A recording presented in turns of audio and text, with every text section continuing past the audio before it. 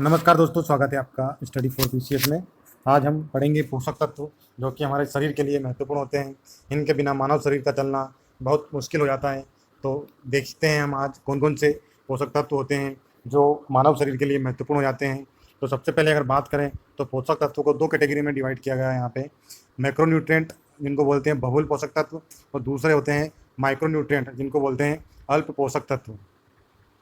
जो मैक्रोन्यूट्रिएंट होते हैं इनको हम एमजी में लेते हैं, मतलब सॉरी ग्राम में लेते हैं। और जो माइक्रोन्यूट्रिएंट होते हैं इनको हम मिलीग्राम में लेते हैं।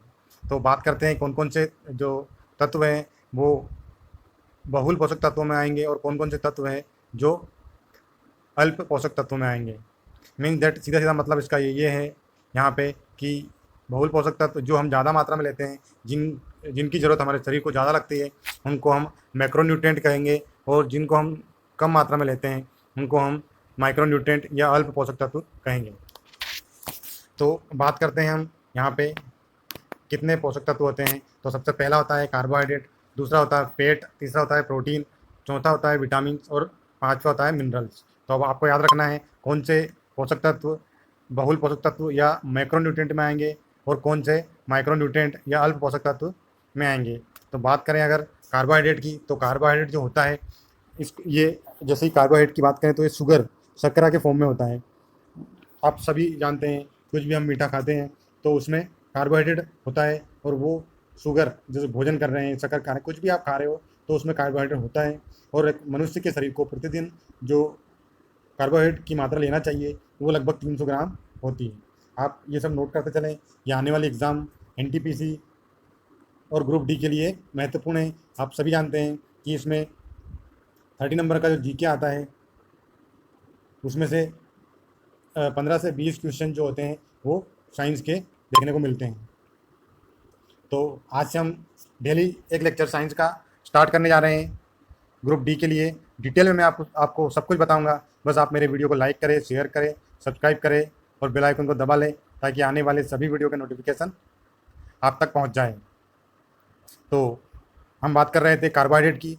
तो कार्बोहाइड्रेट जो प्रतिदिन हमको लेना चाहिए वो लेना चाहिए 300 ग्राम। तो ये जो कार्बोहाइड्रेट होता है ये बहुल पोषक तत्व के अंतर्गत आता है, इसको हम ग्राम में लेते हैं, इसलिए ये इसको मैक्रोन्यूट्रिएंट भी कहा जाता है। दूसरी बात करें हम फैट की, लिपिड्स और फैट जो होते हैं जिनको हम वसा कहते हैं हिंदी में, ये प्रतिदिन मनुष्य को 80 ग्राम के आसपास लेना चाहिए। बात करें प्रोटीन की, तो प्रोटीन भी मैक्रोन्यूट्रिएंट के अंतर्गत आता है।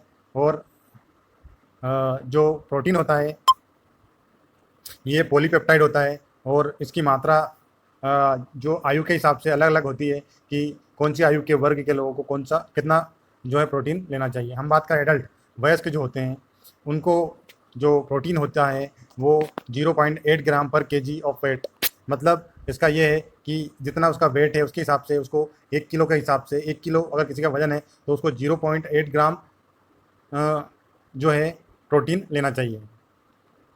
तो अब आप कैलकुलेट कर लीजिएगा कि आपका कितना वेट है और आपको कितना प्रतिदिन प्रोटीन लेना चाहिए। बात करें हम टीनेजर की, टीन्स की, तो जो जिनकी एज 13 से 19 वर्ष होती है उनको जो प्रोटीन लेना चाहिए उनको 0.95 ग्राम पर केजी ऑफ वेट, मतलब जिनकी एज 13 से 19 वर्ष है उनको जो प्रोटीन लेना चाहिए 0.95 ग्राम उनके वेट के अकॉर्डिंग लेना चाहिए। बात करें हम चाइल्ड की, तो चाइल्ड को 2 ग्राम पर केजी ऑफ वेट के हिसाब से प्रोटीन लेना चाहिए। बात करें अगर गर्भवती महिलाओं की, तो गर्भवती महिलाओं को डेली आहार में कम से कम 50 से 60 ग्राम प्रोटीन लेना चाहिए। तो ये हो गया हमारा प्रोटीन, जो कि ये भी माइक्रोन्यूट्रिएंट के अंतर्गत आता है, बहुल पोषक तत्व के अंतर्गत इसकी मात्रा की हमको ज़्यादा ज़रूरत पड़ती है। हम बात करें अब माइक्रोन्यूट्रिएंट की, तो माइक्रोन्यूट्रिएंट में जो आते हैं जिनको हम अल्प मात्रा में लेते हैं वो जो पोषक तत्व होते हैं वो माइक्रोन्यूट्रिएंट के अंतर्गत आते हैं। उनमें पहला आता है विटामिन और दूसरा आता है मिनरल्स। इनको हम एमजी में लेते हैं, मिलीग्राम में इनकी मात्रा हमको लेना चाहिए। तो हम सबसे पहले बात करते हैं विटामिन की। तो सबसे पहले विटामिन होते क्या हैं, आपको ही पता होना चाहिए कि विटामिन क्या होते हैं। तो विटामिन जो होते हैं वो ऑर्गेनिक कंपाउंड होते हैं, कार्बनिक यौगिक होते हैं हिंदी में अगर हम बात करें तो। और ये माइक्रोन्यूट्रिएंट के अंतर्गत आते हैं। इनका जो फंक्शन होता है ये कैटलिस्ट का इनका फंक्शन होता है। मीन्स इनका जो कार्य होता है वो एक उत्प्रेरक की तरह कार्य होता है। आपको पता होगा, केमिस्ट्री में आपने पढ़ा होगा, उत्प्रेरक क्या करता है, किसी भी क्रिया की गति को बढ़ाने का काम जो होता है वो उत्प्रेरक करता है। ठीक उसी प्रकार जो हमारे विटामिन होते हैं वो भी हमारे शरीर में उत्प्रेरक का कार्य करते हैं। फॉर एग्जांपल हम फाइब्रिन प्लस ब्लड दोनों को लेंगे और यहाँ पे विटामिन के जो है ये उत्प्रेरक का कार्य करता है। ये जो विटामिन के है, आपको पता होगा विटामिन के का कार्य क्या है। विटामिन के का जो कार्य है वो रक्त का थक्का बनाने में ये सहायक होता है। तो ये जो रक्त का थक्का बनता है उसकी जो प्रक्रिया होती है उसको तेज कर देता है। हर किसी व्यक्ति के शरीर में विटामिन के नहीं है तो उसका रक्त लगातार बहता रहेगा, वो रक्त का थक्का नहीं बनेगा। इसलिए ये जो यहाँ पे विटामिन के का काम है ये उत्प्रेरक की तरह कार्य करता है और फाइब्रिन और ब्लड मिलकर रक्त का थक्का बनाते हैं और उनको बनाने में जो सहायता करता है वो विटामिन के करता है। अब बात करते हैं कि विटामिन की खोज किसने करी। तो उसको इनका आपको नाम याद रखना है। कासिमिर फंक जो थे इन्होंने विटामिन की खोज करी। नोट कर लीजिएगा आप, ये क्वेश्चन डेफिनेटली ग्रुप डी या एनटीपीसी एग्जाम में पूछा जाएगा। तो आपको ये जो मैं जितना मैं पढ़ाता हूँ इसका आप नोट करते चलें। अब नेक्स्ट लेक्चर जो हमारा होगा उसमें हम डिटेल में विटामिन के बारे में पढ़ेंगे। कौन कौन से विटामिन होते हैं, क्या क्या उनके रासायनिक नाम है, कौन सा विटामिन